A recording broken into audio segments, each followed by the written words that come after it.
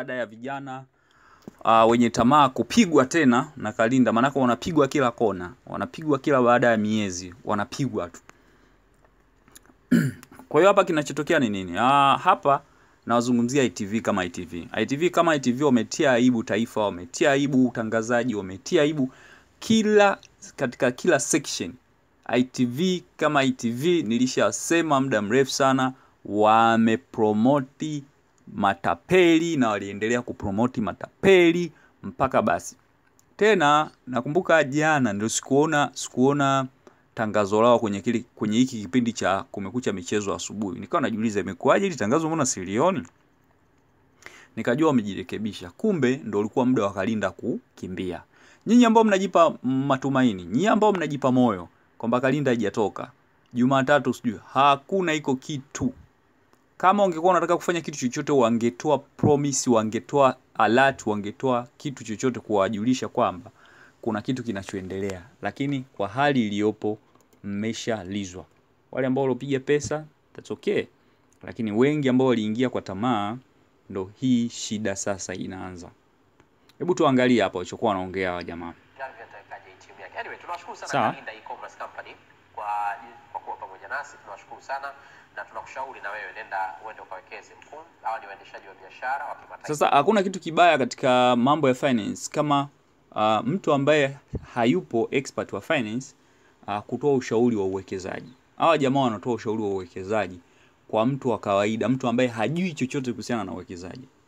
Hiki ndio kitu ambacho nimekiongelea kuhusiana na ITV, kuwapotosha watu na kuwaingiza watu mkenge. Hawawezi kukimbia, msalani wao. Na nilishamtumia ilikuwa tweet waziri wa habari, lakini hakujibu. Kwa hiyo guys, nyinyi wote ambao mlowekeza imekula kwenu. Sasa subirieni kama serikali yenu itachukua hatua au vipi. Alafu muone hizo hela mlizopigwa mtarudishiwa au vipi. Kwa sababu kuna watu wengi sana ni wapumbavu na wajinga. Watu tunawaelewesha vitu ambavyo vipo sahihi, lakini mtu haelewi. Mchezo ndo umekwisha hivyo. Kama wewe umewekeza Kalynda imekula kwako. Aibu kubwa sana kwa ITV.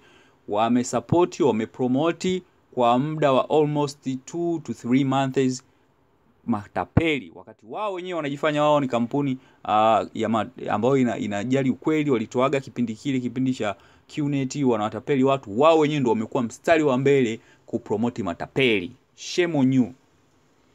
Kwa hiyo wanahusika kwa 100%. Wasiseme kwamba sisi tulikuwa tujui. No, hapo wanaonyesha kabisa walikuwa wanashauri watu wawekeze. Wanashauri watu wawekeze. Video hii hapa. Ushahidi. Tunashukuru sana na tunakushauri na wewe nenda uende ukawekeze mkuu. Kwa hiyo wameshauri kitu ambacho ni kosa. Yani kwa mfano kama hii kampuni ingekuwa nchi za nje, ingekuwa kama Marekani, ingepigwa faini hiyo ambayo wangechanganyikiwa. Kuna wale anaitwa Seki. Unajua Seki? Wamempiga Kim Kardashian faini ya dola milioni 1.5, bilioni 3. Kwa nini? Kwa sababu ilikuwa Kim Kardashian amepromote Ponzi scheme. Amepromote coin ambayo ilikuwa ni rug pull. Watu wameenda kuwekezwa, wamekula za uso. Amepigwa 1.5 billion. Amekuwa bandi na SEC. Hawatakiwi kabisa. Sawa?